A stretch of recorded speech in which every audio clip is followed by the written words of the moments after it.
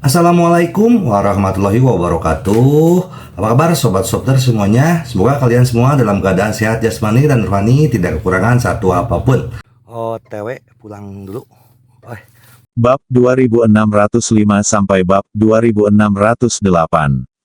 Tidak ada yang tahu pertanyaan ini keluar sama sekali. Kenapa, Pak, Anda bahkan tidak bisa memukul 8 tiang?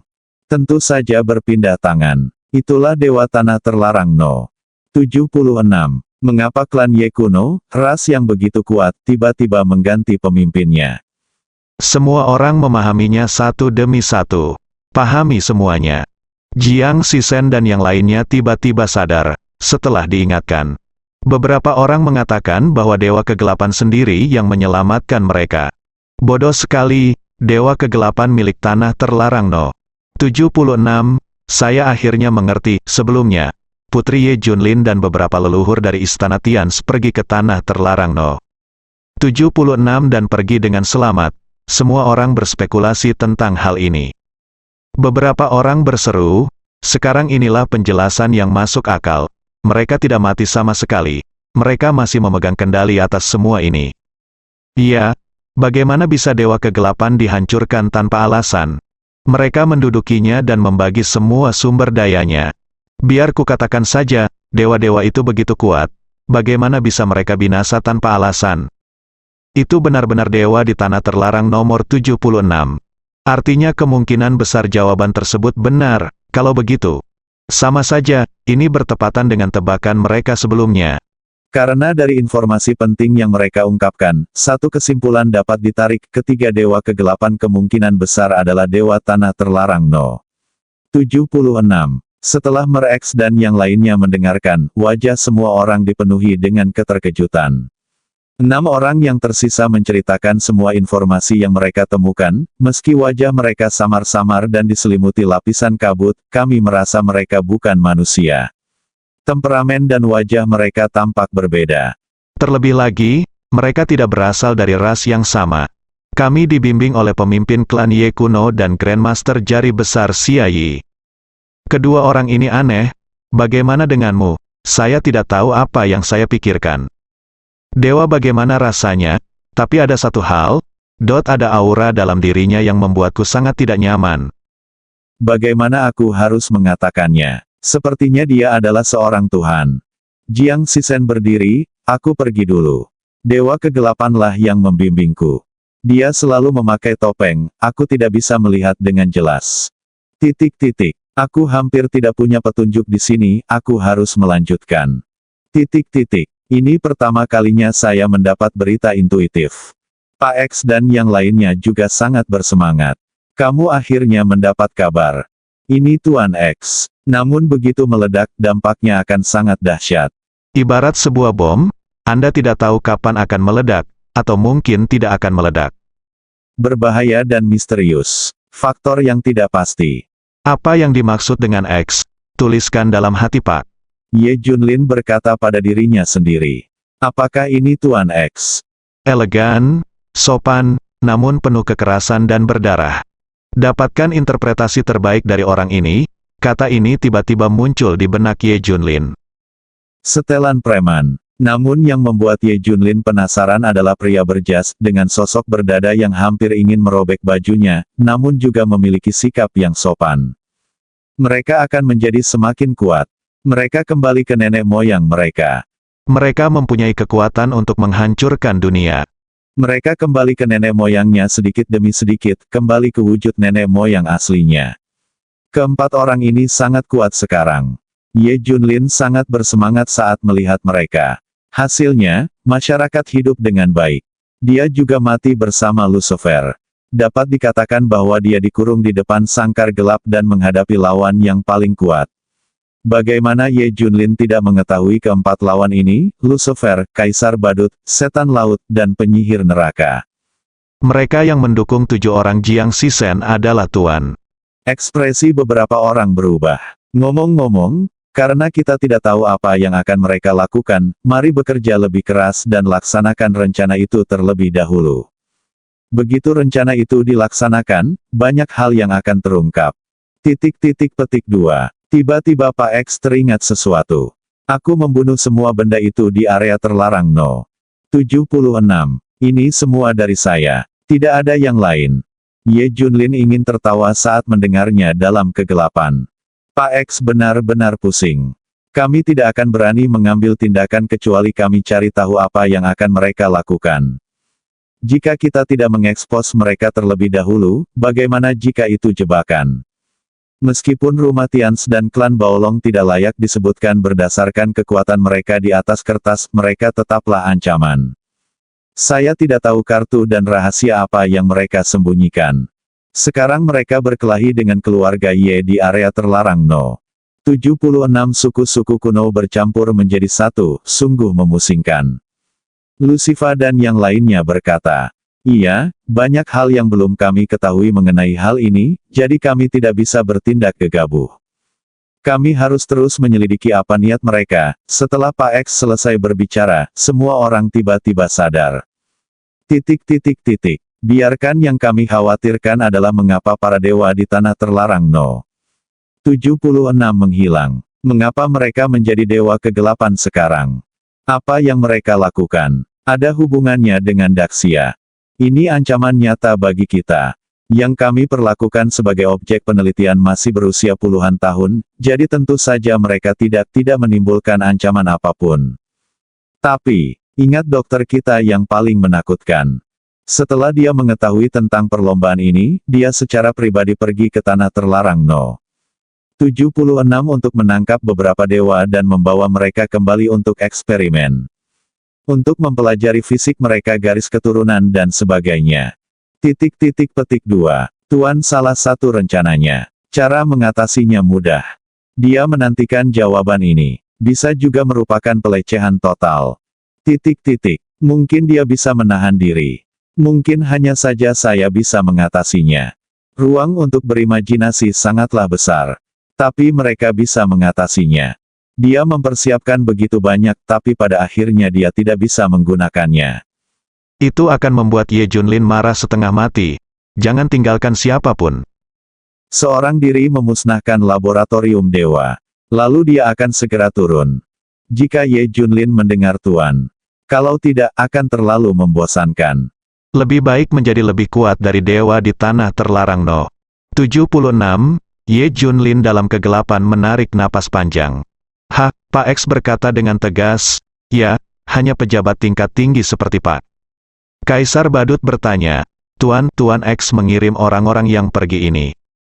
Kalian semua kembali, lanjutkan selidiki beritanya. Kali ini, kalian melakukan pekerjaan dengan baik, saya akan memberi hadiah besar kepada kalian. Jadi sekarang ketika kita memberitahu laboratorium dewa penampakan ini, itu sama dengan memberitahu mereka bahwa inilah yang dilakukan dewa tanah terlarang No. 76, selain Ye Junlin dan Junjun, ini adalah laboratorium para dewa. Tidak banyak orang di dunia ini yang pernah melihat dewa terlarang No. 76. Ciri-ciri penampakan ini persis seperti rupa dewa tanah terlarang No. 76. Tapi itu terlalu tepat sasaran. Itu hanya penampilan dan temperamen. Bagaimanapun, petunjuk yang diungkapkan oleh Ye Junlin mungkin tidak banyak. Petunjuk kecil yang terungkap sekarang sudah cukup bagi mereka untuk percaya bahwa dewa tanah terlarang No. 76 lah yang melakukannya. Ye Junlin bahkan tidak perlu melakukan banyak hal. Kami langsung cocok. Namun siapa sangka awalnya laboratorium dewa ingin menjadi dewa tanah terlarang nomor 76. Saya pikir saya harus melakukan banyak pekerjaan dasar untuk membuat laboratorium dewa sedikit mempercayainya. Sengaja saya bawa semuanya ke tanah terlarang nomor 76. Saya tidak menyangka akan terjadi kebetulan seperti itu. Dalam kegelapan, Ye Junlin hendak tertawa terbahak-bahak. Orang-orang bodoh itu benar-benar mengira kami telah menghilang, dan mereka masih memperlakukan kami sebagai pengkhianat. Tapi sekarang Ye Junlin sedikit khawatir. Mereka dapat ditemukan dimanapun di Daxia. Bagaimanapun, menurut analisis, laboratorium dewa tidak hanya memiliki satu basis. Kedua, gali pangkalan lainnya satu persatu. Pertama, terus awasi pangkalan di Beijing. Rencana selanjutnya sangat sederhana, Ye Junlin bergegas pergi.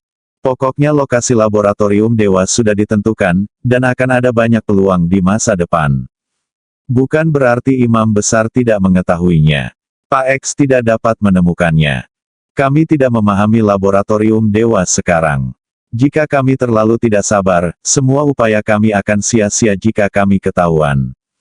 Setelah menemukan lokasi markas spesifik, Ye Junlin tidak menggali lebih dalam. Ini adalah laboratorium para dewa. Siapa yang berani? Saya tidak memikirkannya sama sekali.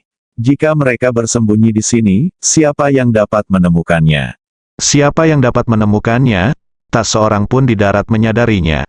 Ini mungkin masih merupakan eksperimen yang menghancurkan. Eksperimen dilakukan setiap hari. Ada markas besar yang tersembunyi di bawah stasiun penjaga Yanlong. Kulit kepalaku mati rasa hanya dengan memikirkannya. Inilah kekuatan laboratorium para dewa. Bahkan jika mereka dapat bersembunyi darinya, maka orang lain tidak akan dapat menemukannya. Ini setara dengan pengawasan tingkat tertinggi. Jadi sebaiknya kita membangunnya tepat di depan Yanlong Wei. Harus menghindari penemuan siapapun.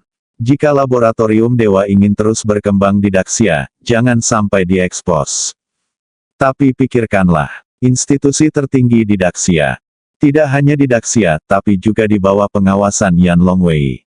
Mereka sekali lagi menjelaskan bahwa tempat paling berbahaya adalah tempat paling aman. Tampaknya ini adalah tempat di mana penjaga naga api muncul, namun sebenarnya menyembunyikan laboratorium para dewa.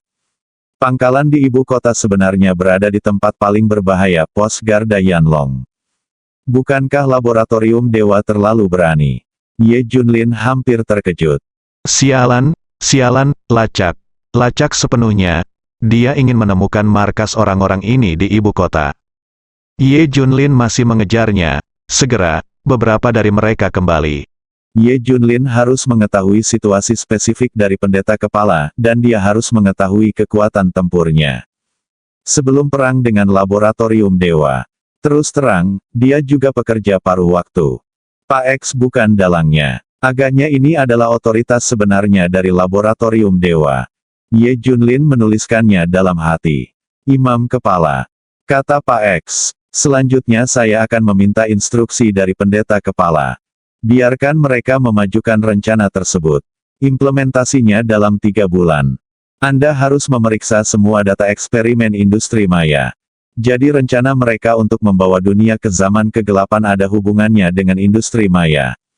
Saya baru saja mendengar data eksperimen maya industri. Ye Junlin tidak mendengarkan apa yang dia katakan selanjutnya. Berkat berbagai data eksperimen maya industri. Dengan cara ini kita bisa merencanakan maju, jika mereka tidak berhasil. Bagaimana mereka bisa maju? Tidak ada jalan lain. Identitas musuh tidak jelas, jadi kita harus membuat rencana. Apa sebenarnya itu? Dan mereka bertiga, Lucifer, sangat ketakutan. Langsung mendorong dunia ke era baru. Mengerikan sekali. Rencana macam apa itu? Ye Junlin ketakutan saat mendengarnya dalam kegelapan. Tapi begitu rencana ini diluncurkan, dunia akan memasuki era baru. Ini benar-benar akan memasuki zaman kegelapan yang kacau seperti api penyucian. Semuanya akan berubah. Jika tidak dipahami dengan baik, akan hancur, itu juga sangat mungkin. Penyihir neraka juga berkata, dalam 3 tahun terakhir, dikatakan bahwa ini adalah datangnya era baru. Itu sebenarnya salah. Itu adalah kemajuan kita sendiri dan manipulasi rahasia kita yang menyebabkan datangnya era baru. Ilusi. Anda dapat melihat betapa mengerikannya rencana ini. Lucifer, Kaisar Badut dan yang lain semua terengah-engah. Rencanakan terlebih dahulu. Apakah Anda yakin? Cara menghadapi pertaruhan, terutama meyakinkan semua orang untuk menghadapinya bersama-sama, bahkan lebih sulit. Bertaruh apakah ini sesuai prediksinya? Jadi, Anda harus bertaruh terlebih dahulu. Di satu sisi, persiapan Ye Junlin sia-sia, namun di sisi lain, ia tidak punya waktu untuk menghadapi situasi yang tidak terduga. Konsekuensinya tidak terbayangkan. Ini salah. Namun ada cara lain. Rencana laboratorium dewa bukanlah menggunakan Big Mac mutan. Prediksi tersebut meleset. Namun masih ada kemungkinan. Cegah hal ini terjadi. Anda harus mempersiapkannya terlebih dahulu. Dia selalu bersiap menghadapi hari hujan. Terlebih lagi, Ye Junlin tidak berperang tanpa persiapan. Jadi ketika menghadapi hal ini, harapan tidak boleh ditempatkan pada kekuatan tempurnya sendiri. Jika laboratorium dewa mengirimkan master sejati lagi, dia mungkin akan terjerat. Dia juga tidak akan peduli. Namun bagaimana jika jumlahnya banyak dan muncul di seluruh dunia? Ye Junlin mungkin bisa mengatasinya. Hal yang menakutkan saat ini adalah kita sama sekali tidak memahami raksasa-raksasa ini. Seberapa menakutkankah mereka? Ini benar-benar telah memasuki zaman kegelapan. Ketika bencana terjadi di seluruh dunia, hal itu akan segera menjungkirbalikkan dunia dan menghancurkannya, seperti api penyucian. Jika jumlahnya banyak, jumlahnya belum diketahui. Itu pasti. Tidak heran Lucifer dan yang lainnya mengatakan hal itu akan mengarah langsung ke zaman kegelapan seperti api penyucian. Big Mac itu hanyalah makhluk yang menghancurkan dunia. Khusus digunakan pada makhluk raksasa. Apa yang dihasilkan pasti puluhan kali, atau bahkan 100 kali, 1000 kali lebih kuat dari industri maya. Dalam kondisi yang sama, mereka telah menyelesaikan apa yang bisa diselesaikan oleh industri maya, dan mereka juga telah memecahkan apa yang tidak dapat mereka selesaikan. Bisa dibayangkan bahwa eksperimen teknis di laboratorium dewa pasti lebih hebat. Mayat hidup mutan yang diciptakan oleh industri maya sangatlah kuat. Ia memiliki karakteristik keabadian dan kekuatan serangan yang kuat. Kuncinya adalah rencana eksperimental dan teknologi khusus dari laboratorium dewa, membuat raksasa ini terlihat seperti mutan yang mati hidup. Ukurannya yang besar saja sudah cukup untuk menghancurkan kota satu demi satu. Begitu raksasa ini muncul, maka akan menjadi bencana bagi dunia. Penilaian awal Ye Junlin adalah bahwa laboratorium dewa menggunakan eksperimen semacam ini pada makhluk raksasa untuk menciptakan raksasa satu demi satu. Oleh karena itu, ini pasti akan sangat membantu untuk eksperimen. Tapi kami mendapat banyak data dan contoh. Mereka tidak dapat menyadarinya dan hanya dapat digunakan pada manusia. Ye Junlin telah mendengar dari para pengkhianat di laboratorium dewa sebelumnya bahwa rencana ini akan digunakan pada makhluk raksasa. Ini adalah rencana awal laboratorium dewa. Di akhir analisis, Ye Junlin menemukan bahwa eksperimen pada mutan mati hidup adalah yang paling mungkin.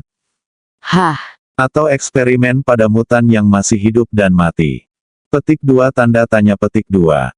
Mari kita lihat eksperimen seperti apa yang paling mungkin terkait dengan rencana laboratorium dewa. Kemudian analisa satu persatu. Setelah menghabiskan waktu lama, Ye Junlin menjalani semua eksperimen industri maya. Industri maya datang untuk melakukan beberapa eksperimen kecil dan mendapatkan data untuk laboratorium dewa. Tampaknya teknologi dan proyek eksperimental yang dimiliki oleh industri maya adalah upaya yang disengaja oleh laboratorium dewa. Setelah tiba, sebagai dewa kegelapan, mintalah markas besar untuk memberikan data tentang semua proyek percobaan. Ye Junlin tidak kembali ke Universitas Kunlun, melainkan langsung menuju kantor pusat industri maya. Pasti ada pengkhianat di antara saya, selanjutnya, Ye Junlin akan lebih memperhatikan.